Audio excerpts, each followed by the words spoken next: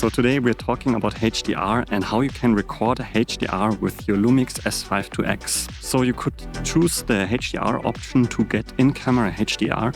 However, this will reduce your dynamic range. It's better if you use Vlog and then later transform the color space. What does HDR actually mean? So HDR stands for high dynamic range, and it means that your camera or your TV can show very high contrasts between darkness and brightness. So it's more lifelike and more looks like the reality. HDR also includes a higher color range. Usually videos are in Rec. 709, which is a smaller color space, and it doesn't contain all the colors. So what you have with HDR is also a higher color gamut. This means you can then display colors that usually not visible on other videos, and that's also something that adds to the videos and makes them look more lifelike. So the best way to shoot HDR with your Lumix S5II, S5 or S5II is just to shoot in Vlog.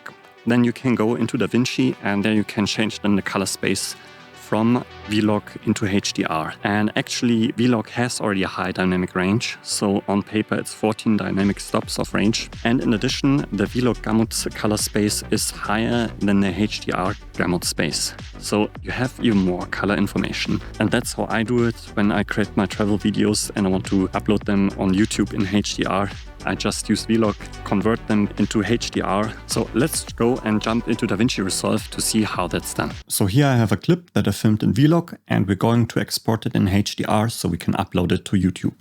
So first what we do is we go here to the bottom right to the settings and we go to color management, and here in color science we're going to change it from Davinci YRGB to color managed. Then we remove here the automatic color management and select here HDR Rec. 2020 PQ. You could also work with HLG. The difference between PQ and HLG is that PQ is absolute and HLG is more like relative, and it can be converted to Rec. 709. For PQ you need something like a conversion LUT that you would need to provide to YouTube, otherwise YouTube would just somehow convert it to Rec. 709. And you don't really can influence there what happens then, except you use, of course, this conversion LUT. PQ on the other side gives you more extreme contrast differences, so it can maybe create a better image, so that's why we're using that here. Then in the output color space, we change it here to Rec. 2020 ST2084 1000 nits. We set the HDR mastering for 1000 nits, and for YouTube we enable an HDR 10+. And to preview the footage in Davinci Resolve, we use HDR Vivid. You could also work with Dolby Vision. This here is the format of what Davinci outputs then in the end when we render then the image. Also in the master settings, you could here set the video monitoring settings to full and enable HDR metadata. This is helpful if you have like an external monitor. So we click then here on save.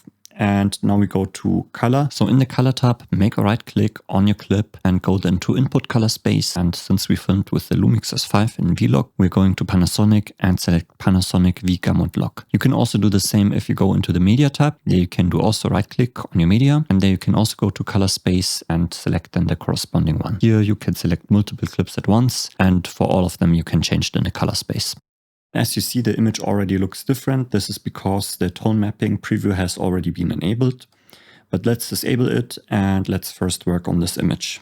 So as you can see, we have here this curve. So to get this curve, you go to the waveform scale style and you change it to HDR. Once it's changed to HDR, keep in mind you should only work until 1000 and from the point where the stripes start, and the skin tones should sit somewhere around 100. So let's work a bit on the image to make it a bit more pleasant. So we can, for example, drag a little bit down the lower lights. And on the other side, we can also see that we put up the highlights a bit, but they should stay around 600 to 800. They shouldn't go to 1000. This is because HDR monitors usually can only display a small area or a large area for a short time, and after that they dim down. So then you won't get like this amazing effect. You should rather go a little bit sparse with extreme highlights. So now we adjusted our curve a bit, and then we can analyze the clip by clicking on Analyze Selected, and then I can enable the tone mapping preview. Here you have also two modes. You have the curve mode and the statistical mode.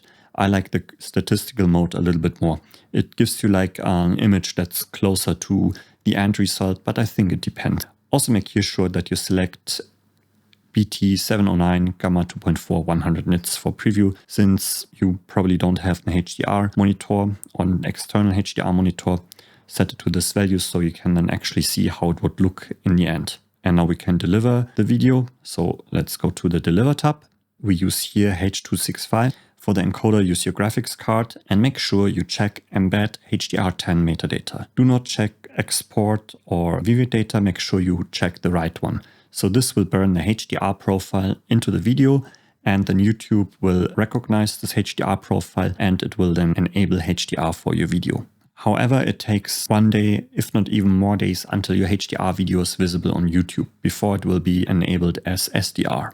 Here we select the main 10 because HDR works in 10 bits, not 8 bits, and that's pretty much it. Then you can add it to the render queue and render it. After that, you can do a check. So you can use VLC because it's easy to check the metadata of the video. That was pretty good. Let's pause, and with Control J, I can open the metadata menu. Here you can see we have the color space of BT2020, so Rec 2020, this larger color space. We have here this color transfer function, the ST2084, so like for our curve. And you can also see we have the max luminance of 1000, what we selected, like for 1000 nits. And that looks pretty good. So here you have your video, so you can upload it now. Keep in mind, when you uploaded the video, keep it private first. Wait a day, if not even more, until it's enabled in HDR, and then you can make it public. That's the only downside of uploading HDR to YouTube.